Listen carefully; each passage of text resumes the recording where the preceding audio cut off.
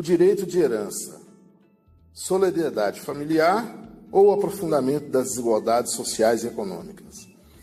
A solidariedade do núcleo familiar compreende a solidariedade recíproca dos cônjuges e companheiros ou conviventes, principalmente quanto à assistência moral e material. O lar é, por excelência, um lugar de colaboração, de cooperação, de assistência, de cuidado, em uma palavra, de solidariedade. No direito civil pós-moderno, há um retorno aos sentimentos que serão vertidos ao princípio da solidariedade em direitos e deveres, assim como o Estatuto do Idoso, que transformou o dever moral de amparo aos idosos em dever jurídico, ou seja, o sentimento de amparo social migrou para o direito e foi transformado em princípio de solidariedade. Para a Constituição da República de 1988, à luz do direito civil, a garantia do direito à herança consta no rol dos direitos fundamentais dos indivíduos, artigo 5º, inciso 30, em consonância com o direito de família, propriedade e função social. A herança é fundada na afeição real ou presumida do falecido, resguardada pelo princípio da Saizine, de acordo com o artigo 1784 do Código Civil Brasileiro.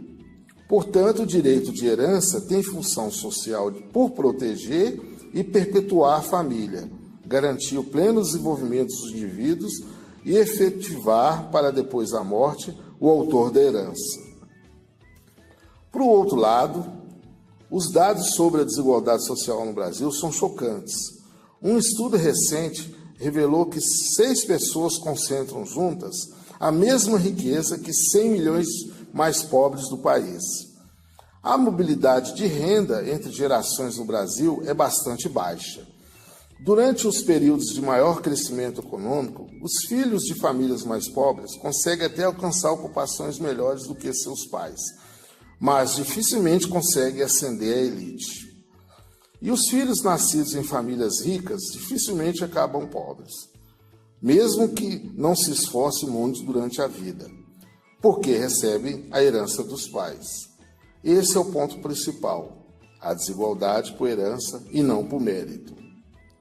Em outras palavras, aqueles que já possuem riqueza acumulada encontram mais facilmente meios de mantê-la se valorizando, o que tende a aumentar a desigualdade de renda. O que há é a persistência da desigualdade através de gerações, sendo que a herança é pouco taxada no Brasil e se a pessoa recebe uma fortuna dos pais, que é menos taxada, ela passa a ter vantagem sobre os outros. Assim sendo, estamos diante de uma dicotomia. O fundamento mais evidente para a defesa do direito à sucessão é o da continuidade da vida projetada nos herdeiros, de forma que o patrimônio falecido acompanhe essa linha. Sabe-se que uma das características da propriedade é o seu direito perpétuo.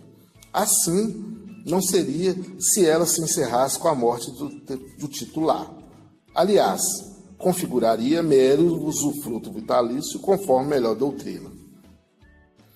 Dessa forma, em que pese o evidente aprofundamento da desigualdade social perpetuada pela sucessão e a concentração de renda que dela decorre, o princípio da solidariedade ainda se mostra no nosso ordenamento jurídico primordial em relação às mazelas por eles causadas. Isso posto, melhor seria buscar outras formas de desigualdade, seja por meio de taxação dessas heranças, seja por meio de políticas públicas que funcionam como um funcionador da classe menos abastada e não um mecanismo para cessar sucessões de forma e a propriedade seja apenas usufruto vitalício, e não uma garantia e amparo de seus familiares.